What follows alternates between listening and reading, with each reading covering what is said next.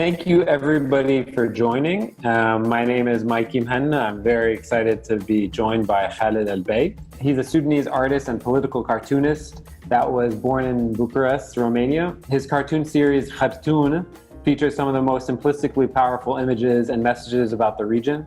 He currently lives and works in Denmark as the Icorn pen artist in residence for the city of Copenhagen.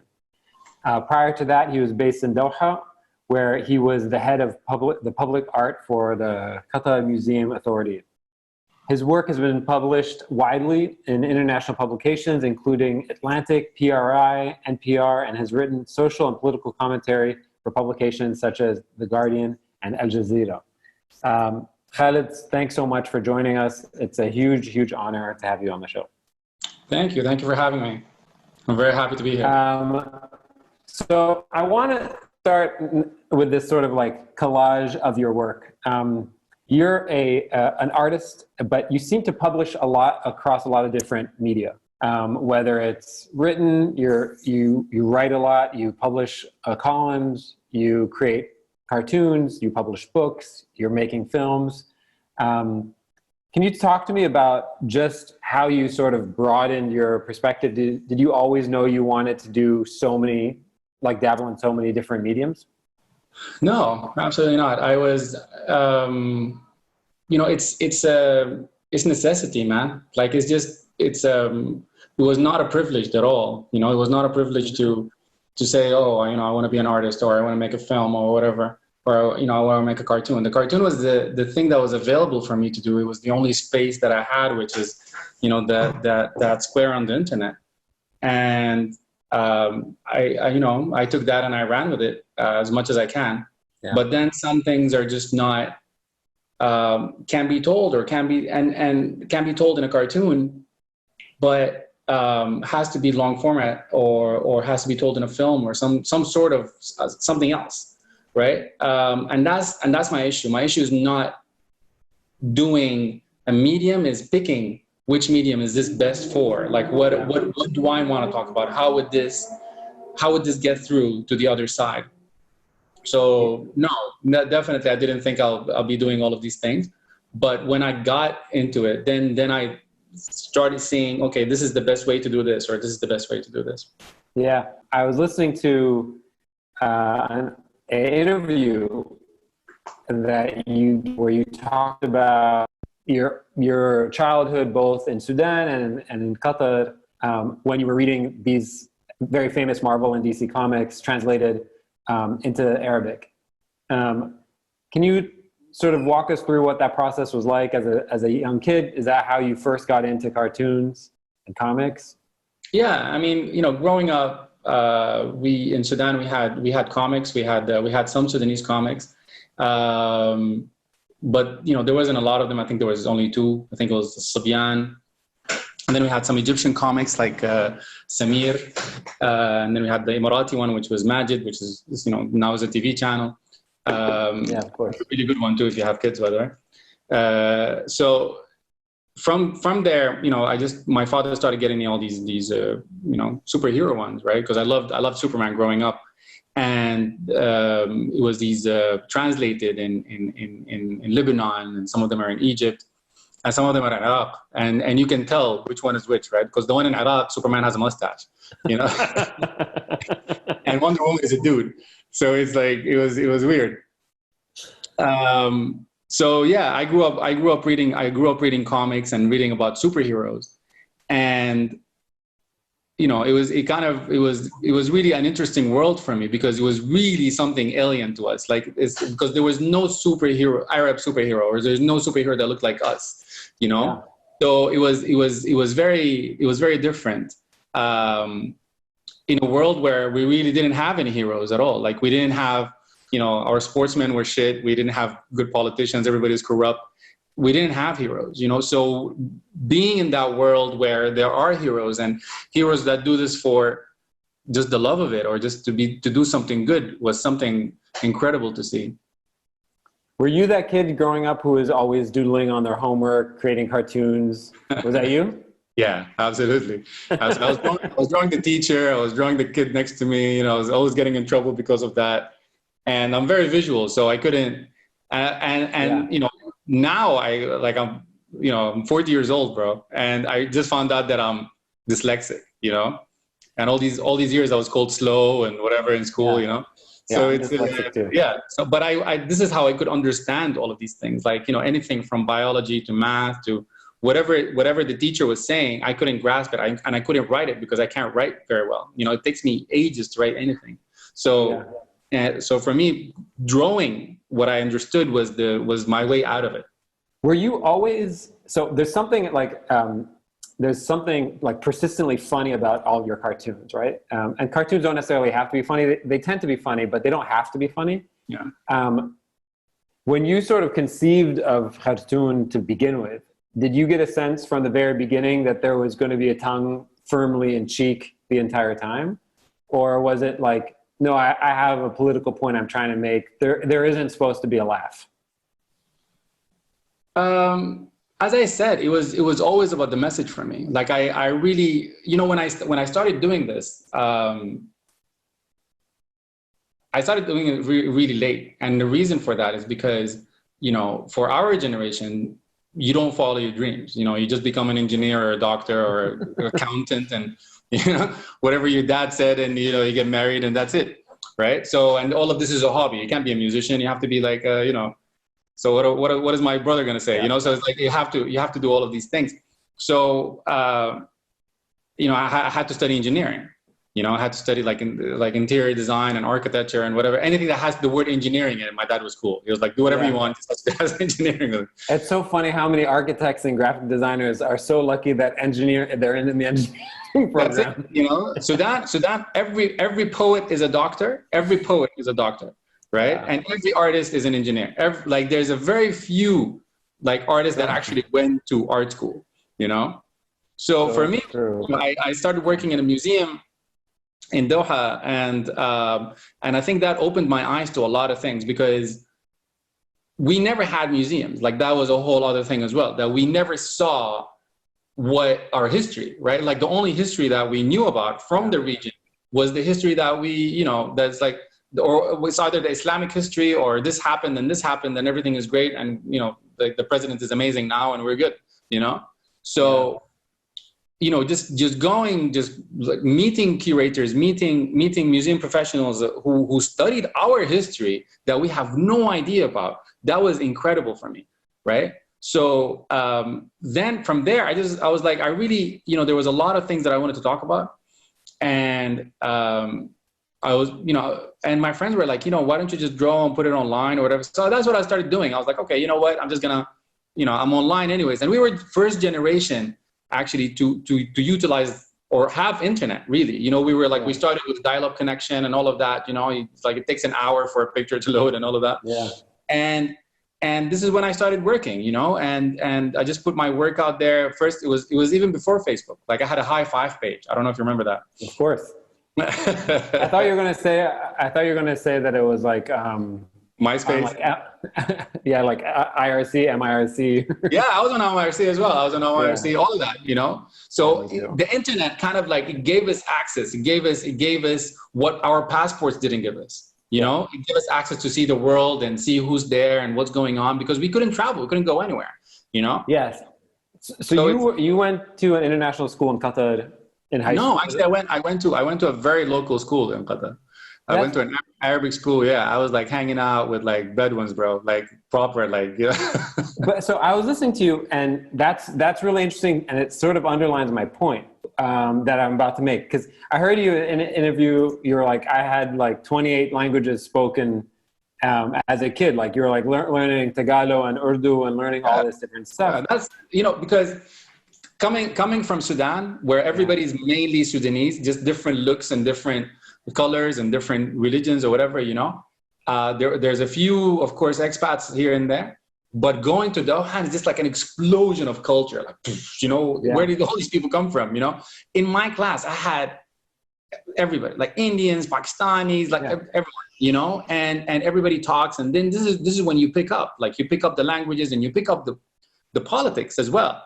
You know, because for me, I really wanted to know a lot about why I left my home. You know, why did I leave Sudan, right? So being in a class full of people that had to leave their own country as well, for their safety or for a better life or whatever, that really kind of connected the dots, So for me, that was, okay, we're all here for the same reason, that, which is politics, because for me, politics was the reason why I didn't have a home. Yeah, it's so funny because when you grow up in that sort of environment, politics isn't complicated, right? Or it's not that it's not complicated, it's not theoretical. No. It's practical, right? It's not like, I'm not sure why I believe this, right? It's like, there are very practical purposes associated with it. But the question I wanted to ask you was, I get a sense of like regionalism and sort of globalism from you. Like your work has to do with stuff all over the region and stuff all over the world, right? Is that a new thing as you sort of broaden your horizons, or from the very beginning when you were saying, I don't know anything about my history, were you talking about sort of this multicultural history? I don't know anything about our history, the 28 people in your class, right?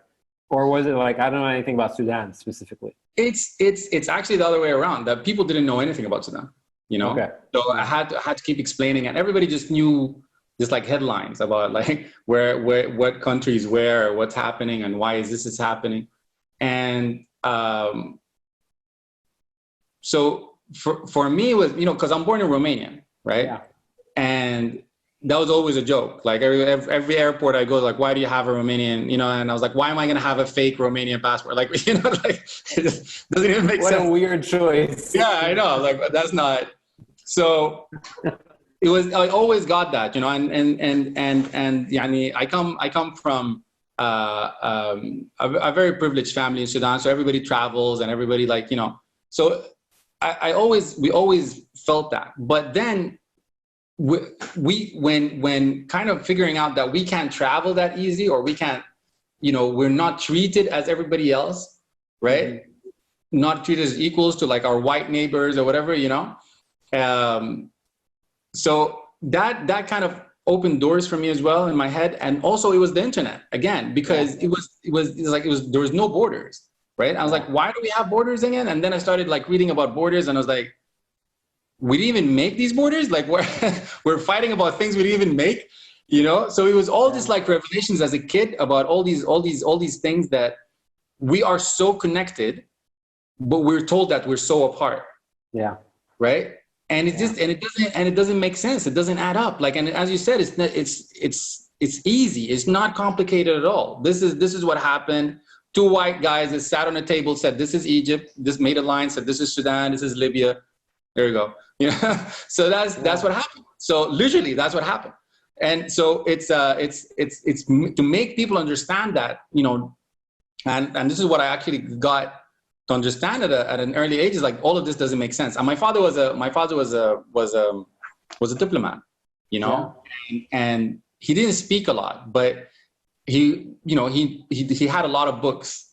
And he's a very, he was a pan-Arabist kind of, and so I read a lot of that, I read a lot of that. I was very immersed in that culture, and, of being leftist and pan-Arabist, and this is what we need. This is what we had. This is who we were, Yeah.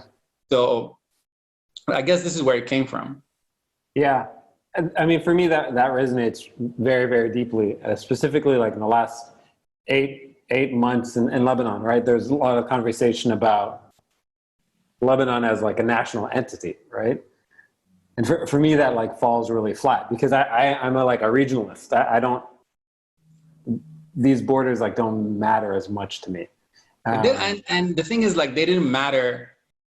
They weren't the same borders like 60 years ago. Yeah. And 60 years ago, before that, it wasn't the same borders as well. Right. So whatever you're fighting for like now, this time right now.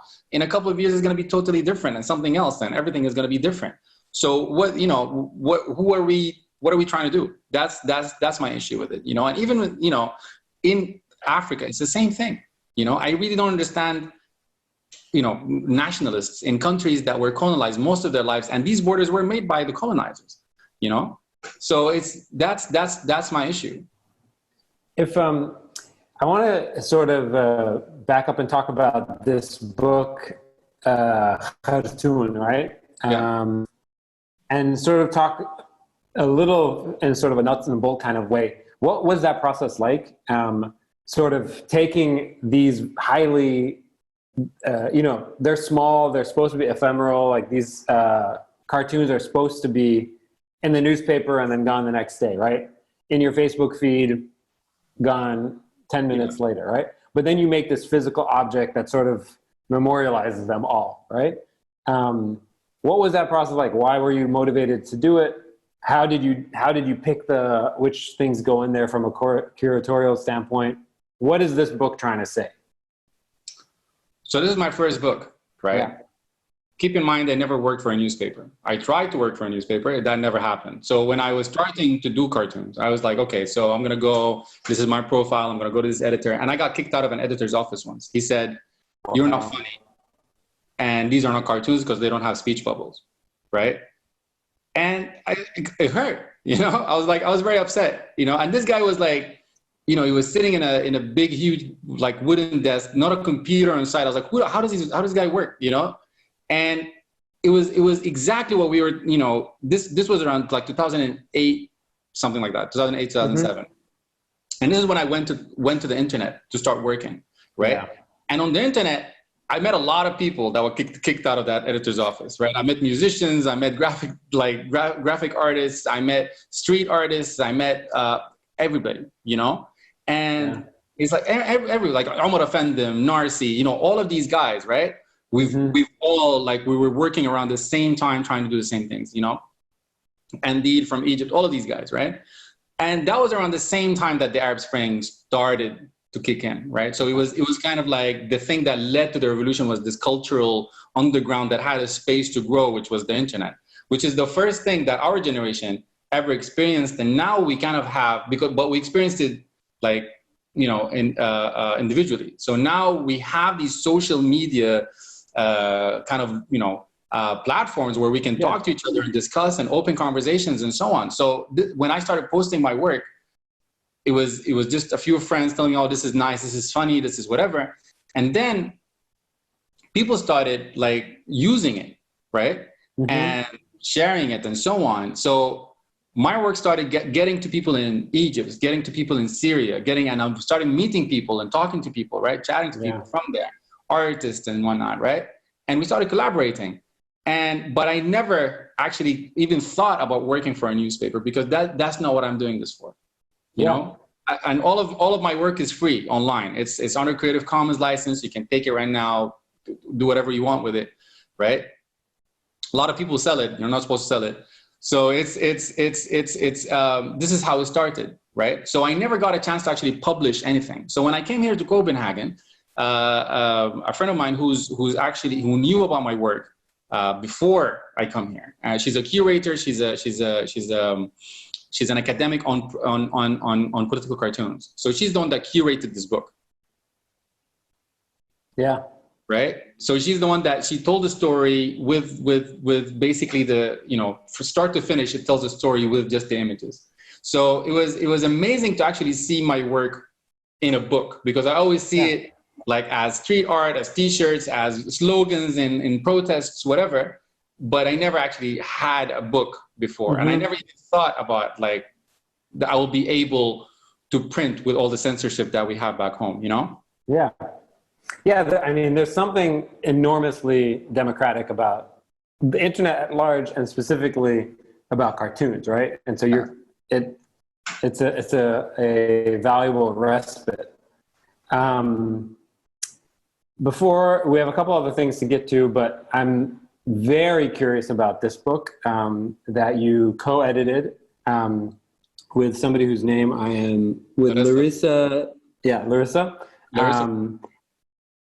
And this book, first of all, the website, the Goethe Institute's website is unbelievable. So please, anyone on the call who wants to check out this book, the website is stunning. And walk me through why you're motivated to create this book, Sudan Retold, the future and the history of Sudan. How can we understand the future and the history of Sudan through art? So this is an idea that I always thought about. because I always wanted to do something about, I always wanted to do a graphic novel.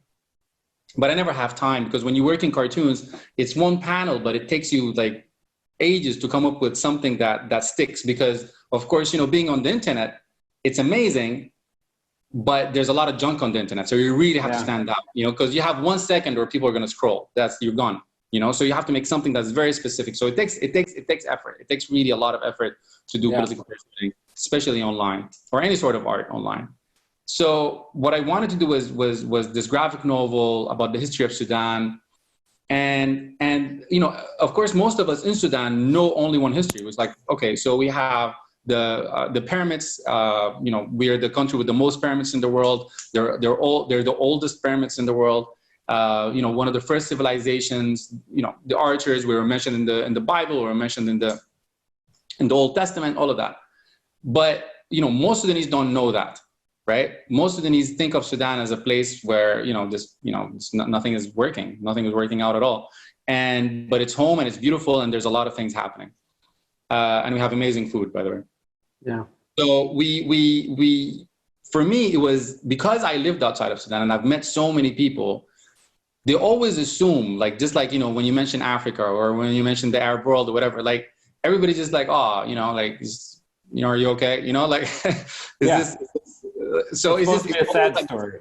Yeah, it's always a sad story. So like war or Darfur or, you know, dictatorship. Like this is what, like, of course, you know, in Europe or in America, it's always like, oh, so tell us about your dictator. How's your dictator doing? You know, like they didn't bring him. You know, so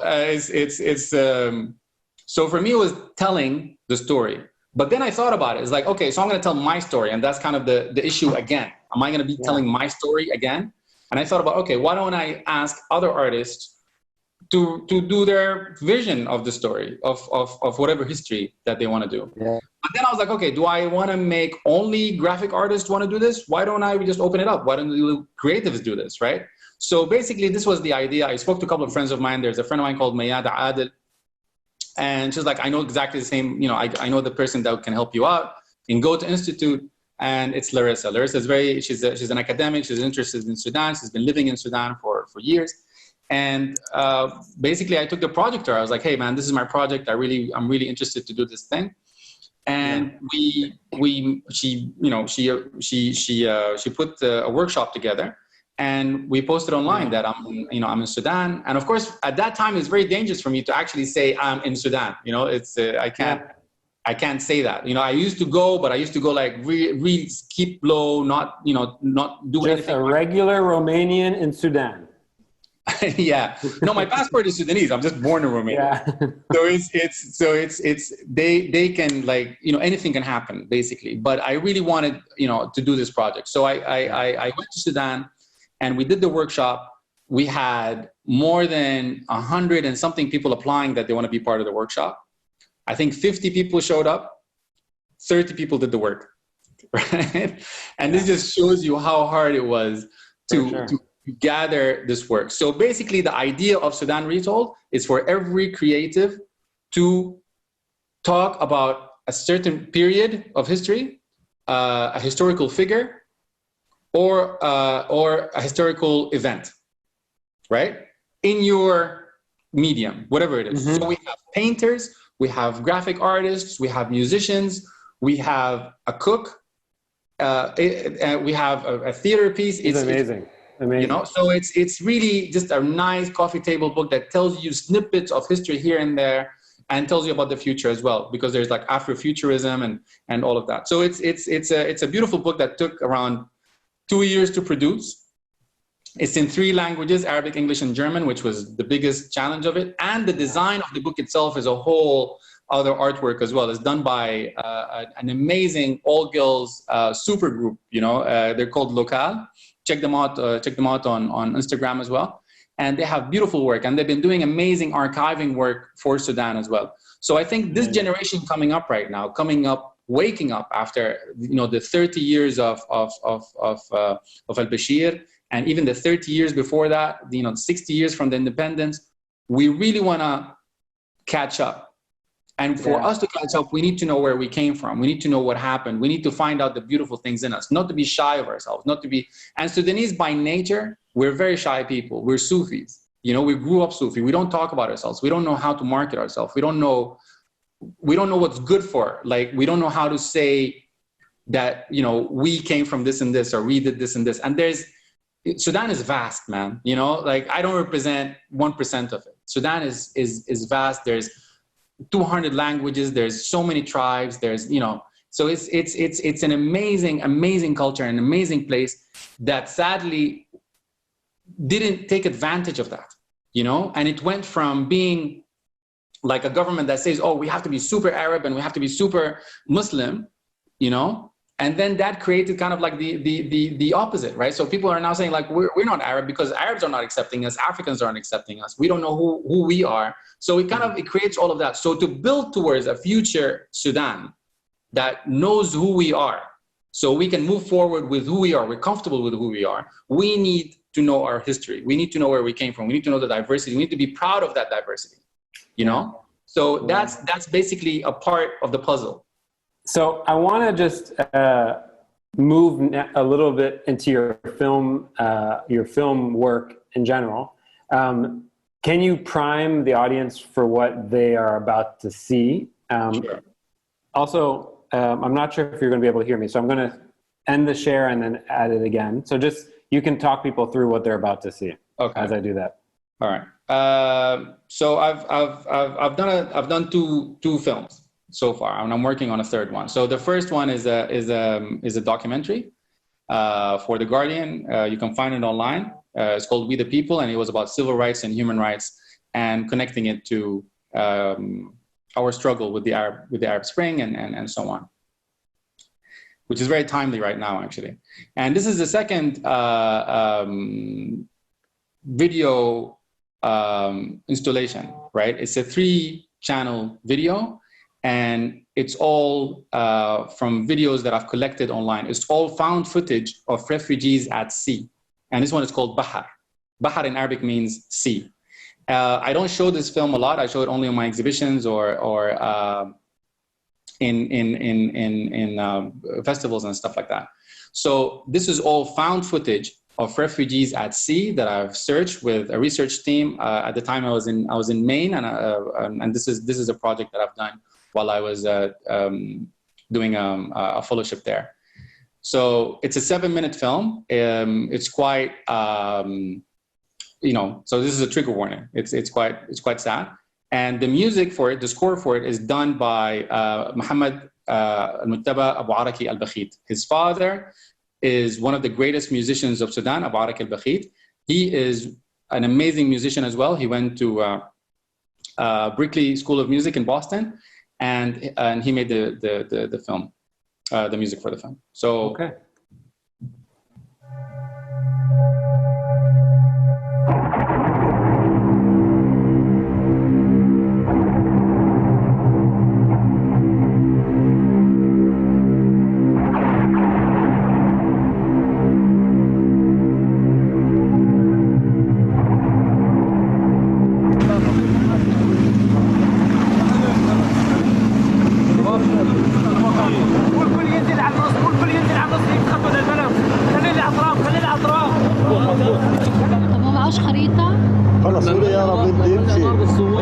منطقة كله ينال، المهم نسأل عن ينال.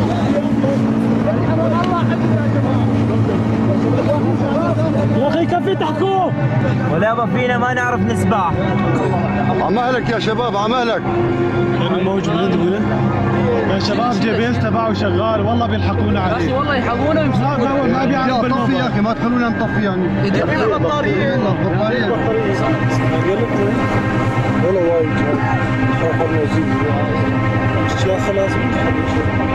لك واحد يرفع له ولد صغير يا شباب. يرفعوا له الاولاد صغار. لك يرفعوا له الاولاد الصغار.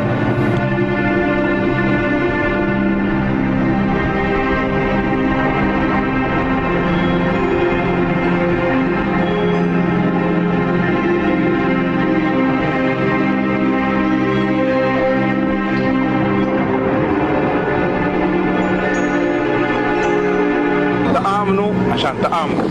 شايف؟ ده بحر بحر بحر بحر بحر.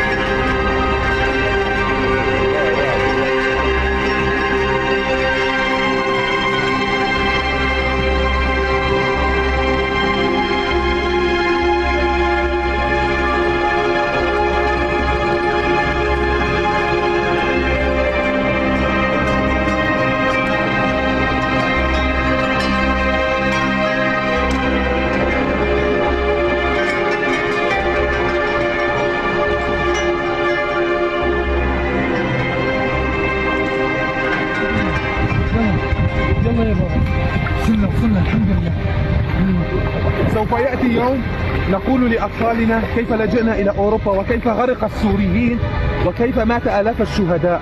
سوف يأتي يوم نقول لهم أن بلاد العرب وبلاد الإسلام كانت أقرب إلينا لكن أغلقوها في وجهنا. سوف يأتي يوم يكبر أطفالنا ويقولون فليسقط رؤساء العرب.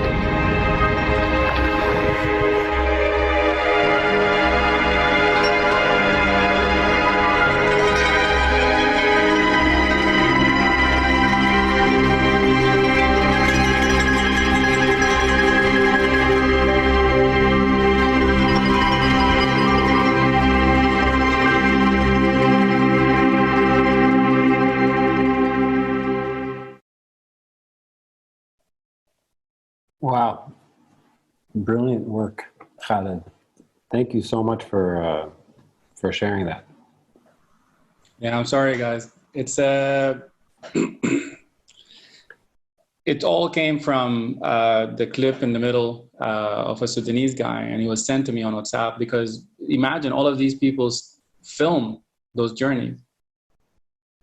And it's like, who are you filming this for? You don't even know if you're gonna make it, right? So it's, for me, it was like messages in a bottle, right? Someone has to show this. And I was in the States, and it was during, you know, Trump being elected, and all the talk was about refugees, and they wanna come here, and they wanna do this, and they wanna do that. And I was just in Europe, and it was the same rhetoric again.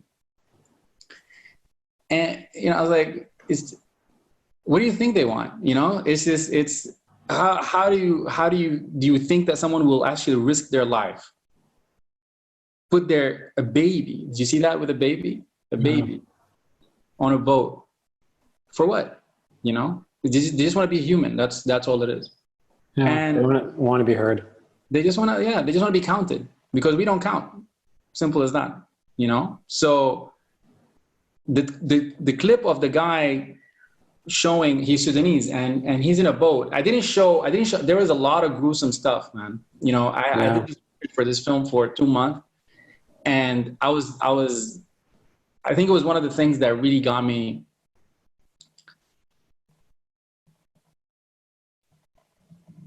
Yeah, I went through some time. It wasn't good, and this was kind of part of it, because I could be there. There's no, I'm not. I could definitely be there. I have cousins. I have a lot of people that been through this. So just seeing that, and that Sudanese guy is just filming, and he's walking on top of I don't know if their bodies, I don't know, and he's just walking on top of them, and he's saying, this is what we have to go through. And all you can see is Bahar. Bahar is like sea, and he just takes the camera and he makes this. Yeah. And from there, I just started researching. I just started looking for websites, and I had friends looking in French and Urdu, and and we just found a lot of footage. I have no idea who this belongs to. I have no idea who these people are. No idea. And that scene at the end, and even the singing, like in the middle of all of this, they're singing, and the song choice, like they're singing about the sea.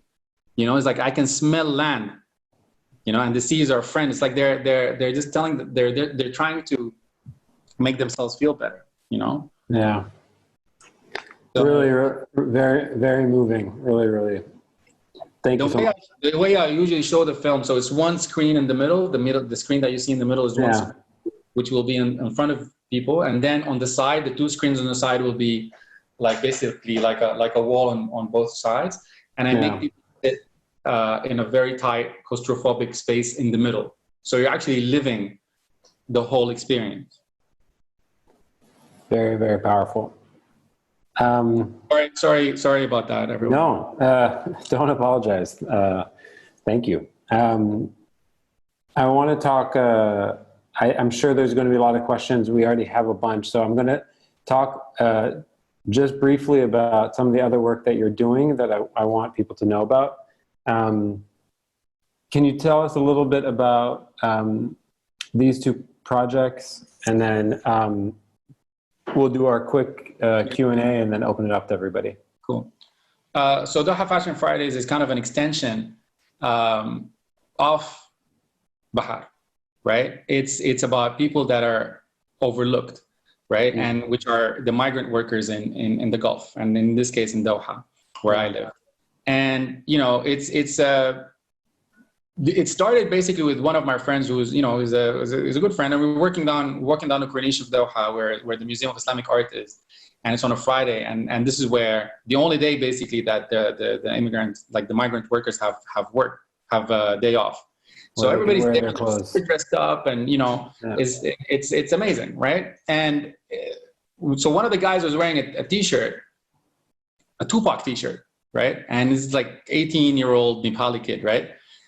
And I told my friends, like, hey man, look, check out his T-shirt. And he just smiled, and just like he didn't even see him, you know? And I was so upset. I was like, the guy's trying his hardest, man, to be noticed, because it's the only day that he's not wearing that blue jumpsuit. Yeah. And you don't even acknowledge that at all, like nothing, And it really hurts because, even being like I'm 6'6", man, I'm a big guy, and sometimes people don't see me or don't want to see me. Yeah. Right. Because I'm black, or because I'm, it's at night or whatever, like they're scared of me or something, and I feel it. Right. So it's not a nice feeling. Yeah. It is an extension, because the Bahar project is about, I don't know, basically like they're trying to be heard, right? They're trying to be seen. They're trying to be noticed, right? They're trying to matter. They're trying to. That's all. And fashion is all about that. Fashion is all about being noticed and being seen and expressing yourself. Expressing yourself, yeah. Exactly. It's all about expression, So basically, I was thinking for so long. I was like, how can I, talk about what they like and what I like, which is art and fashion and stuff like that, without exploiting that fact, like without exploiting, like, oh, look at the poor people, they look nice, Yeah. So, I didn't know what to do. So I worked with a friend of mine who's a journalist in Jazeera, at the time, and we came up with this project. So basically, we go to the Corniche every Friday with a camera, and you know, if we see someone that looks nice, we go up to him like, hey man, you look really nice. What's your name? Where'd you come from? How did you end up in Doha? What's your story? Do you like fashion? If you like fashion, who's your superstar? And the stories we found out, man, it's incredible. It's incredible. Yeah. Like all these young kids, like we found out, like, you know, these security guards in Nigeria who actually were like born and raised in Mecca, you know, but like they don't speak Arabic because they're scared of letting people know that they speak Arabic and they can understand them. And they're more Khaliji than most people in Doha, bro, you know? And it's incredible, you know? And like this young actor from Nepal that was like tricked into coming here thinking that he's going to work in an office, and then he comes here and he's a construction worker. So there's all these stories, but people, like, sometimes they're scared. They don't want to talk to us, right? So now the project is handled by an Indian photographer, a friend of mine. Her name is Aparna, and she's doing a great job, man. She's doing a really great job, and because it's like the language is another barrier as well. So it's all about just, you know, highlighting people, highlighting the struggle, trying to, you know, make people see each other, you know? Yeah, beautiful. And talk to us a little bit about Get Fadaa. Or Fadaa, the website is getfadaa.com. Yeah, so this is a website. It's a platform that I've built a year ago. I've been working on it for like the last year, basically. It was my last project. And Fadaa in Arabic means space. And basically what this is that it's a platform for you anywhere, as an individual or as an organization, to donate spaces or facilities to your community, right? So if you have a room, if you have a 3D printer, if you have a guitar, whatever it is, you take a picture of it, you take a picture of the site, and you say, hey, you know, I want to donate this, you know, every Wednesday from like 6 to 12. And then you get like requests, basically, hey, I want to use it, this and that, and it's all up to you. So it's really about finding an alternative route to what artists normally have to go through, like through galleries or museums and so on, but rather just having a sharing economy that helps feeds that, you know? So it's, a lot of people think of it as like a free Airbnb, right? Yeah. But I think of it more of like a Wikipedia, right? So I built, you built, right? We build on top of each other. So, you know, we're working on this together. So it's like you know, if you have a garage, let's say, or a room or whatever, you know, in the morning you open it and there's a band playing. In the afternoon you open it and there's like a co-working space. At night you open it and there's like a theater group performing. So this is the idea that I had in mind for it. And I'm a George Soros art fellow, so that's a whole other thing on its own that I get shit for, of course. So yeah, so we just launched it in August last year, but then you know, we were trying to find people to work with, collaborate with and stuff, and then the Corona happened, and now what we're trying to do basically is do a campaign. It's called When the World Closed. So we reached out to several galleries around the world and several cafes or whatever to tell them to give us their closed spaces to use for artists to use as studios. Amazing. Right? Amazing. And Amazing. One at a time, right? So we give each artist like a week to work on something, then he leaves, and then another artist comes and then he works on something. So when the world reopens, we have a show that was made during the pandemic, right? So it's about the core message of art is that we are supposed to be innovative. We're supposed to tell the story of time, right? Even in times like this. And we're supposed to work. Especially in times like this. Exactly, especially in times like this. So we're working on the campaign right now, and alhamdulillah, you know, we have a gallery. It's not a gallery. It's like a space in Gaza with 6 artists already collaborating, now working. We have a space in Beirut. It's called Loyak. Yeah, Loyak. Shababik. Loyak is by a good friend of mine called Nadia Ahmed. She's an actress and a TV personality. She runs this space in Beirut. We have a space in Khartoum called Draft Design, which is a new space now, just reopened, and you know, they work with like 3D stuff, and it's like all young designers. So it's gonna be, imagine a show that opens in a lot of spaces under the same name, under the same theme, and it was all work done during this pandemic, you know. And we're just working on the PR right now, trying to get people to know about it. And the more the merrier, you know? So if you have a space, if you want to use it, if you want to be part of this project, please just log on or even tell people about it. You know, a lot of people need space. And this is not directed towards artists. This is directed to people, normal people. You know, like I want my mother to be on the space, you know, because I know we have space at home. And this all came from our culture, because, you know, in Sudan or anywhere in the Arab world, your neighbor uses your stuff all the time. Like they don't have, you know, so this is where it came from. Like if we apply this culture of you know, culture, like sharing economy into communalism. Exactly. In places where it's so close, like Gaza or Sudan or whatever, we could have an art scene without even going through the whole, you know, like bullshit of like galleries and blah blah blah and all of this stuff. You know, we would create our own scene. We will help each other create that thing. So it's kind of like just creating something out of nothing and giving people that don't have something that you have and you don't really, you know, use. I asked you already about sort of working across different media. I'm sure this will come up in the conversation, so I'll skip this. But if you're not reading, those are the people on the call, if you're not reading Khalid's work that he's publishing, you should. Let me ask you really quickly, sort of our standard quick Q&A. What are you reading or watching right now that you think maybe some of us might be interested in? I'm watching Who Killed Malcolm X on Netflix. Nice. Great. Yeah, it's pretty. It really shows you where we are right now. Yeah. You know. Brilliant. Who would you share? I'm reading a book. It's an essay book about a Sudanese intellectual and religious, I guess, reader. His name is Mahmoud Muhammad Taha, and he was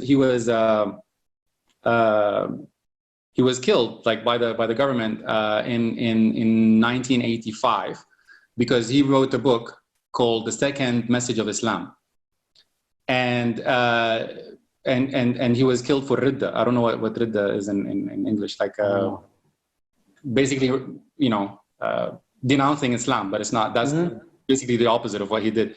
So it's very interesting because, you know, he talks about how Islam could be and should be applicable now, because it's not for a 7th century mentality like, you know, the Wahhabism or whatever, you know. So it's very interesting.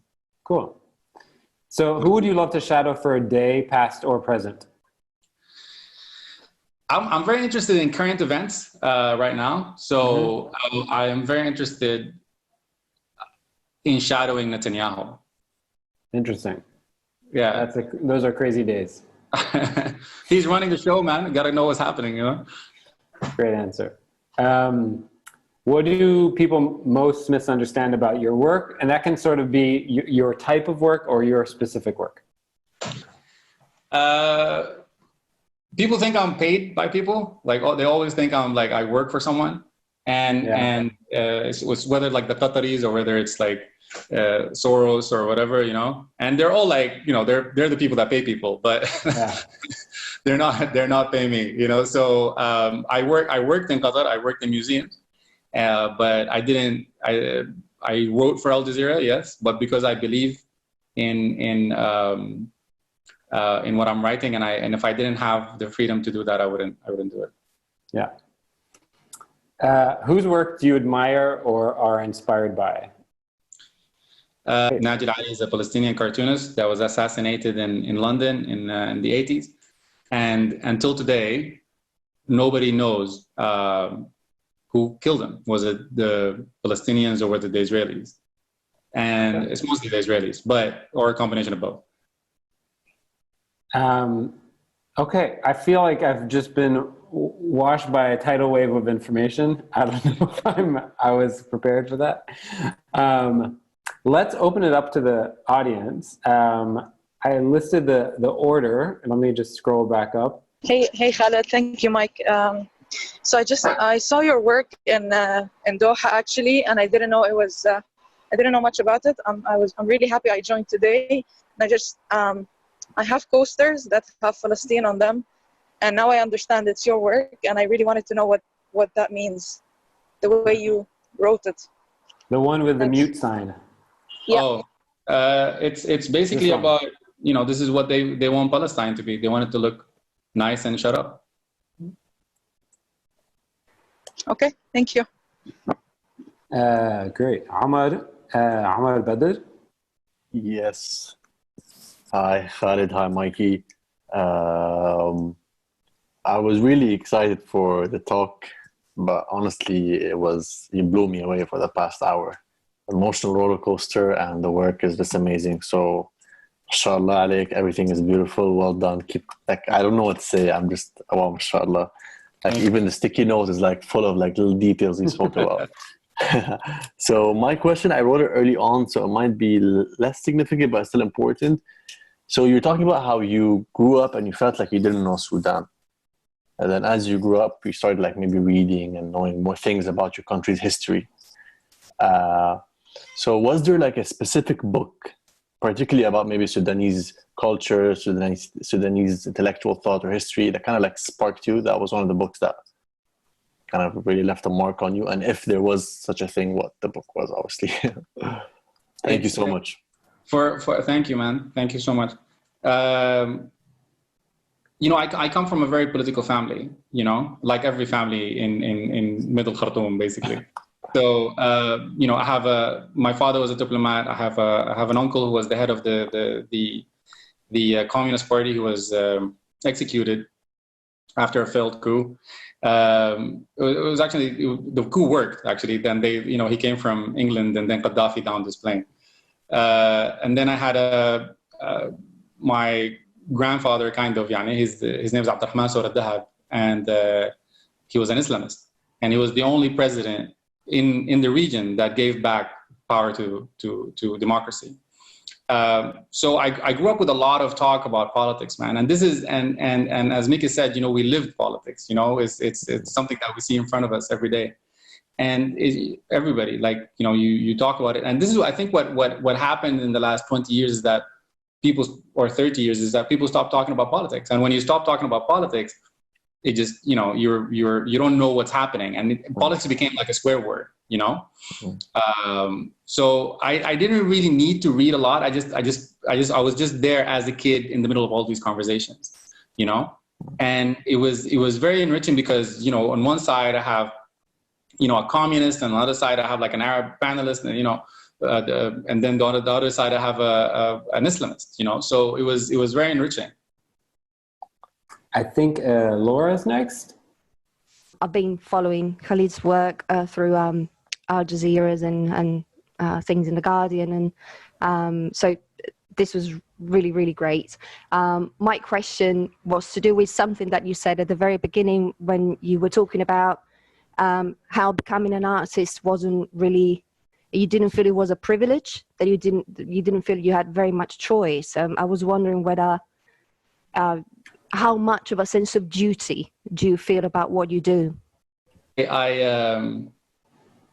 I get to talk or lecture in all these art universities and stuff, and I see, like, here in Europe, and I see kids just, doing something beautiful, and it's just, art for art's sake, and I'm like, oh my God, I'm so happy that you can do that, because I can't. We really don't have the time to do that. It's a state of emergency always, there, and even for them, it's a state of emergency. They just don't know it yet, So it's all of it is, I feel like this is how I express myself, it's, sometimes I doodle and stuff, but it's like, most of it is for something. Like I'm either writing because of an idea, or I think this is how I do art. Like that's art for me. It's something that speaks to me and speaks to other people and has a purpose. And again, that comes from, I think our background, because we're told something is only beautiful if it has, relevance. If it's we're more about design than art, I guess, like it has to have a purpose. So so that's what I grew up with, and that's what I do, and most things I do come from a place of need, I think, for me. And it's anger, most of all, I think. And I've met a lot of people. And as I said, I went to Catholic school, and then I went to like a super like Muslim Brotherhood university, and so it's a lot of people. If here, a lot of the young people, like my age, not so young anymore, but my age, didn't have that way of expression. They didn't know how to channel that anger. At least I had something. I had like I was drawing, I was writing, I was talking my head off. A lot of these people didn't, and a lot of them ended up, doing things that they regretted later on, because they didn't know how to channel that anger, right? And that's why you have the ISIS generation because of that. Because again, they don't know how to channel that anger, and that's kind of that's what I do. I just try to channel how I feel into something productive and start a conversation with it. So my question is, I totally relate about how the internet became kind of like access to the world. Was there something, an event around the world that you followed through the internet that kind of like impacted you, changed your direction in general, creative or artistic? Yeah, I think just the way the internet evolved. And just watching things pop up like Napster back in the day, or all these websites that shared information and shared knowledge and shared music and torrents and so on, that connected us so much. I think this is what I followed the most online, and this is what changed me the most. Because if I didn't get that information freely by people sharing it, if I didn't get that music, if I didn't get to download, Tupac's album, or I wouldn't know about it, right? So that's what I'm trying to like do now. As I said, all my work is free online, so that's what I try to do now. I'm trying to give access as well, but definitely it's that open source, open societies, and just being open, and that sharing economy as well of the internet. Okay, so the last question is from Dima Nasser. Hi, thank you, Khalid, for this wonderful presentation. It's really amazing to be introduced to your work. And thank you, Mikey, as ever.